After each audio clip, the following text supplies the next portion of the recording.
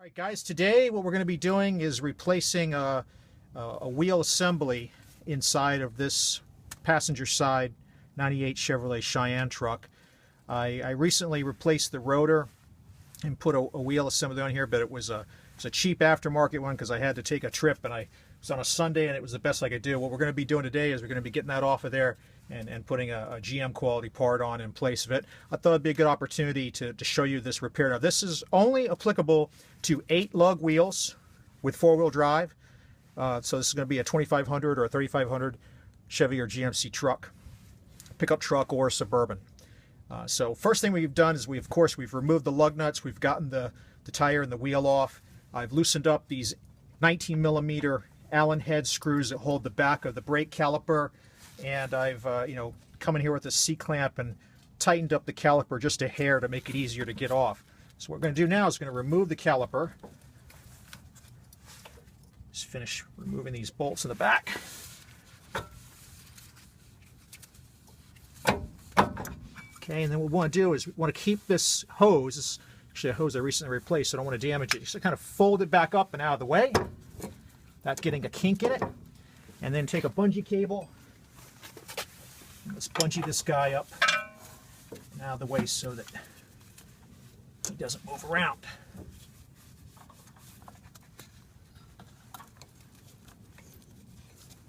With that out of the way, this aftermarket ABS cable that came on this hub, well, it didn't really have the original factory mounts, so we just need to unclip it from here in these two places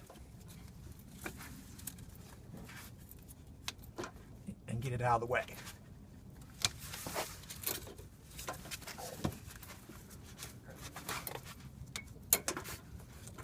All right. And then we can disconnect it over here. Bring it through. Now, normally this will be pushed in through the frame. I knew I was going to be taking this guy off as soon as I got back from this trip, so I didn't do that.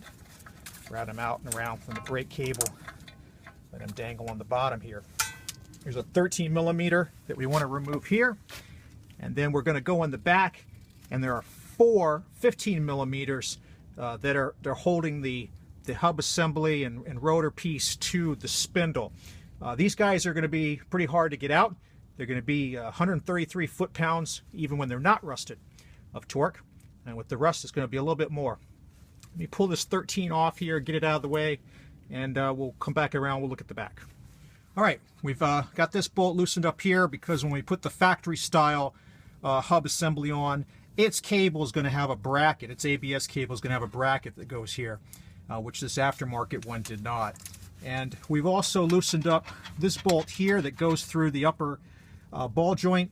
This is where another factory ABS cable bracket is supposed to go. So we've loosened this up, prepared for that. Of course, previously we popped out these 2 retain clips. And there's also a bolt right above here inside the hood that needs to be lifted for the 3rd factory bracket that's on the ABS cable. So we've got all those 13s loose and ready to go. We've got this guy hanging down out of the way. Now we're going to turn our attention to the back of the spindle. So if you look at the back of the spindle here, we got 4 bolts, 2 on each side, that we're going to need to access. So you're going to need to turn the wheel. I like to do the ones on the back side first, and then we'll turn it all the way to the right, and then we'll do the ones on the front side. I'll tell you, you got to inspect these bolts before you get started, and you'll probably want to do some PB blaster on them. If the heads are in good condition, this job's not going to be that hard with the right tools. It really isn't. If the heads are not in good condition, the bolts heads I'm talking about here, then you're looking for probably a whole day, if not a whole weekend shot on this, depending on how long they've been on here. Fortunately, I only changed this about a week or so ago, so it's not going to be that hard. An impact quality socket is what you're going to have to do. 1/2-inch drive only, nothing smaller. This needs to be super thick and not bust out when you're trying to get these guys off. 6-point only. Don't put a 12-point or anything else in here. You're just going to tear these heads up, and you're going to turn this job into a pain in the ass. The other thing you're going to want to do, breaker bar, long as you can. I happen to use this Craftsman 18-inch. It works out pretty good for me. I like the T-handle on here, so it gives me some flexibility to get in where I need to get to. This is probably the bare minimum kind of setup. You don't want to get in here with an impact wrench. You want to get this thing started by hand manually with a lot of leverage so you don't tear up these bolt heads. That's the secret of this job becoming something regular or becoming something that's a real pain. So let me get these two off and then we'll show you the other side. Okay, so now we've turned the wheel all the way to the left. Here are the two on this side. There's one down here.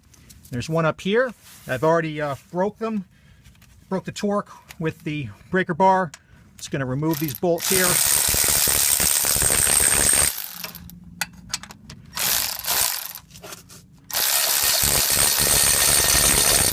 So as I loosened this, the half shaft moved. That's normal if you've got this guy recently separated, because everything's going to go nice and easy. Again, you know, we're looking at this part here, this bolt. Our head on this bolt is very nice. Yeah, you've got some minor surface corrosion. That's cosmetic. What we're looking for here is that we don't have any stripping or gouges or nicks or deep pitting on the threads. And I recommend you do not put any C's on this because you don't want this stuff coming off on the highway. But I do put a little fine bit of light motor oil when I first put them together. That'll wear off over time, and just like makes the assembly go a little easier the very first time. But again, no anti-seize. Would recommend strongly against that. All right, we got both these bolts out on this side. We already took the two out on the other side, so we've got 4 of these. We've got the cable disconnected. So at this point, the only thing holding the rotor on now is this guy on the front. It's 36 millimeter nut that holds onto the front of the axle shaft. So we're going to remove that now with our impact wrench, and then we'll be able to pull this guy off. So we'll come back after we get this guy off. All right, got him off. These guys usually come off pretty easy with an impact wrench. They're held on with 165 foot-pounds of torque.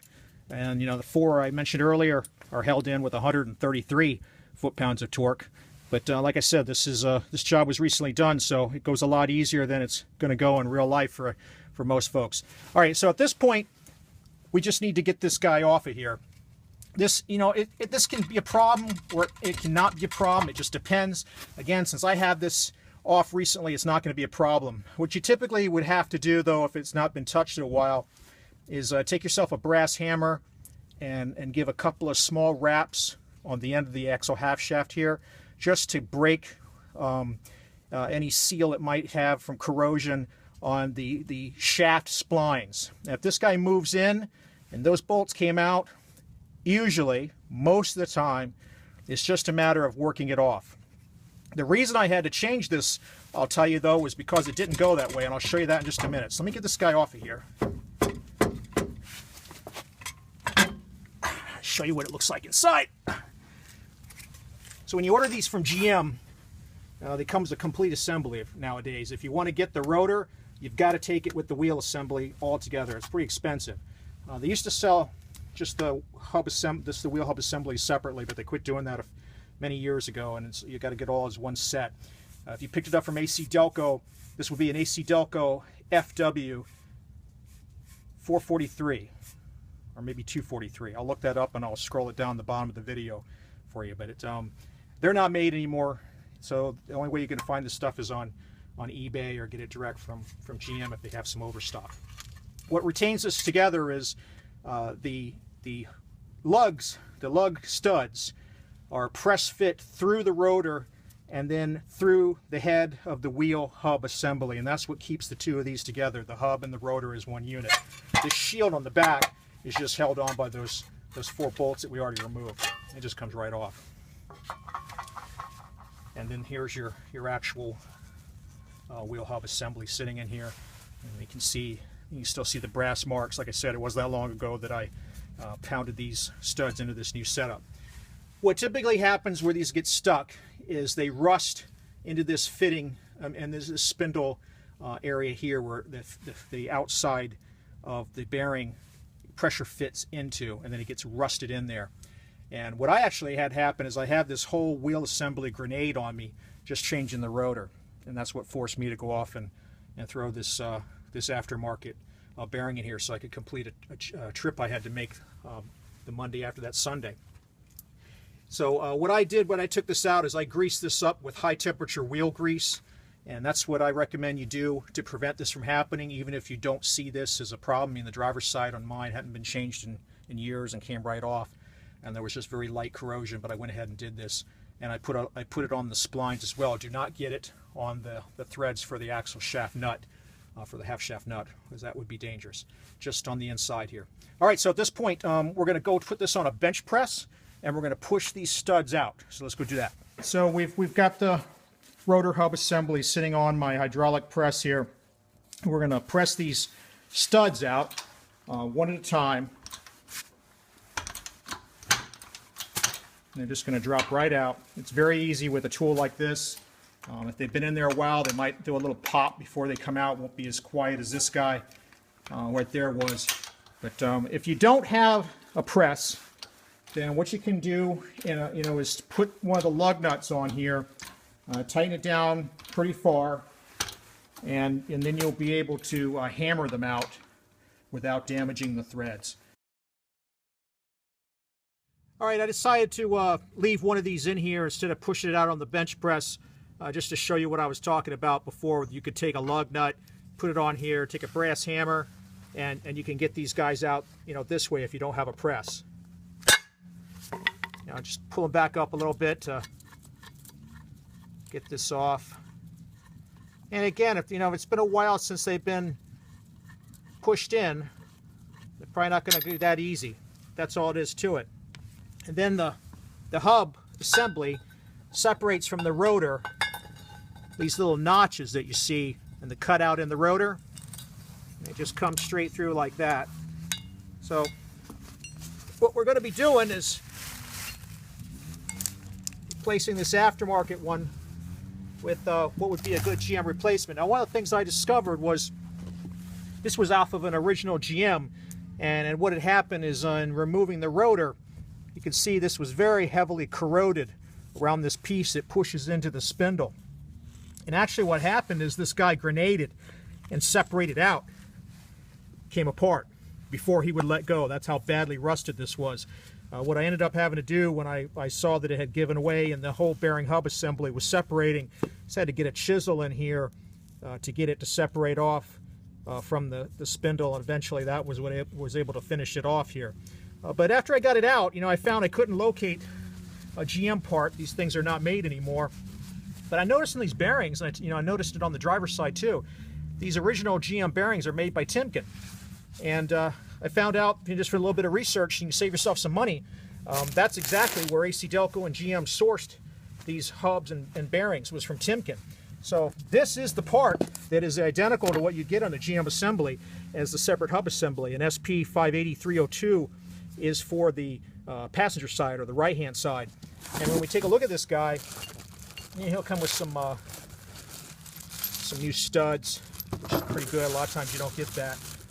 But we take a look at this guy, we find that brand new out of the box, it's identical. It's a Timken. We got the same number of the bearing on top there, and we take a look at our ABS harness. It's a little plastic retainer they use for shipping here. You just discard, throw it in the recycle bin. We can see that our brackets are identical. So this is the actual supplier part that was used by General Motors. So when we buy a part like this, we are actually getting this piece here, it slides in and out, and happened to break off when I removed this originally from the frame. This piece that slides into a frame hole. We'll show that in a little bit as we assemble this back. So we can see that we are actually getting a Timken brand part, which would have been what GM sourced in. So now what we're going to do is we're going to install this guy inside of our rotor. Wipe off any debris might have gotten on here from the shipping. Run our ABS line through here. Line up those little notches that we were talking about before. Get this guy situated where these line up. We're going to flip them over, and we're going to drive our wheel studs through using a brass hammer and a brass punch. So let me get this flipped over and we'll show you installing these. So we flipped it over. We saw we put it in. We just flipped it over. And we take these studs. You can see they've got teeth in them here. Those made up with what's on the facing of the wheel assembly. So we just push them through here, give them a little pull till we feel like they've caught. I'm going to do 3 here at a time. Got a couple of 2x4s, if you look over here, just to line up on the edge of the hub, and we'll use that to hammer these through.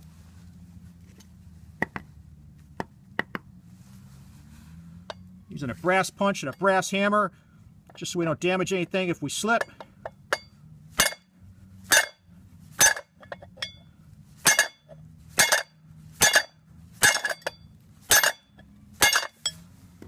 That's the idea. Just pound these in until they bottom out.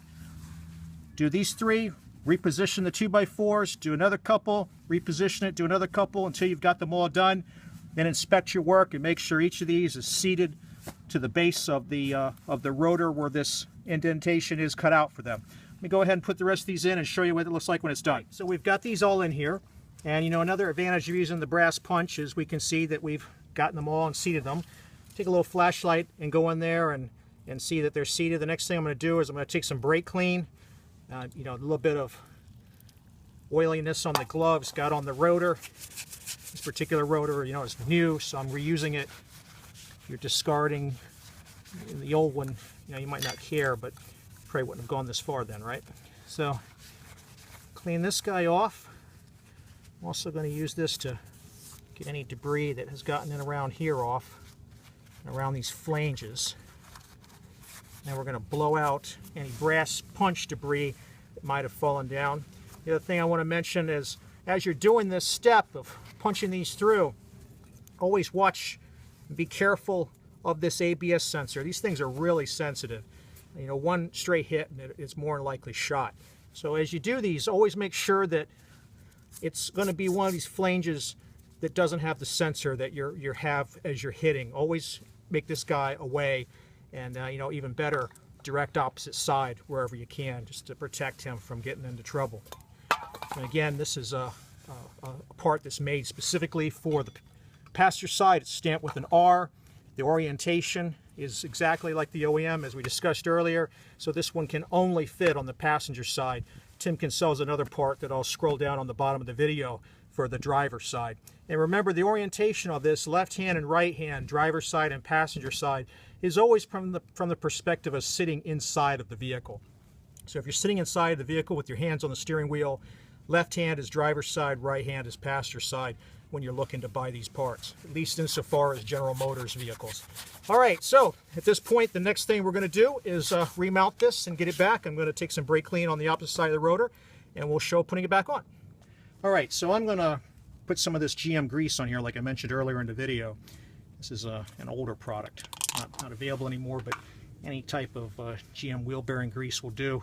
This one happens to be 105 1344 if you happen to find it on eBay. And what I'm going to be doing here is just putting it around this outside flange that presses into the spindle I mentioned before, because what we're trying to do is we're trying to avoid that corrosion problem the next time we go to pull this off. Take a little bit and put it around here on the nose going into the splines for the axle half shaft. And again, we'll want to make sure that we take some brake clean and clean it off the threads before we put the axle half shaft retaining nut on. Just put some right here, and again, all we're doing here is applying this for anti-corrosion purposes. These are sealed bearings. They do not need to be packed with grease. This is just because this particular design from an engineering point of view has some problems. All right, now that we got that out of the way, you would normally go up here and do the same thing on the spindle, but I already did this, you know, from the last time, and like I said, it was only a week ago, so it's fine. And what we're going to do now is we're going to put this guy back on. Make sure you get the orientation of this right. So this is the orientation of where your ABS sensor should be with this shield, which is designed to protect it and keep it out of the way so it doesn't rub up against the rotor. Now we're going to go and reposition this. We want to get this half shaft pulled through here, keeping it nice and straight as much as you can. If you have somebody to help you, it's always good to have somebody come back here and push against the back right here and hold it into position before you put it in. But then it's just a matter of lifting it off, getting it on the splines, and then lining up these 4 bolts in the back. So I'm going to be doing this by myself here pretty much, so let me get this going and then I'll show you that. All right, we've got this guy on here. It's not too much trouble. The hardest part is you got to get this half axle shaft to stick through enough to get the nut on here. Then you can use the tightening of the nut to help pull the hub assembly into the spindle where we greased it up earlier to prevent the corrosion.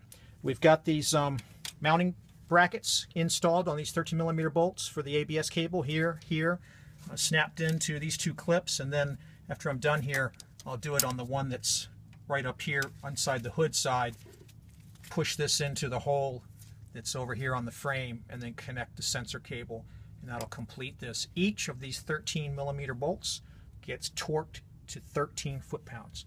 Remember that the guy over here is a bolt and a nut, so you're going to need an open-end wrench while you're tightening down with your torque wrench on the top.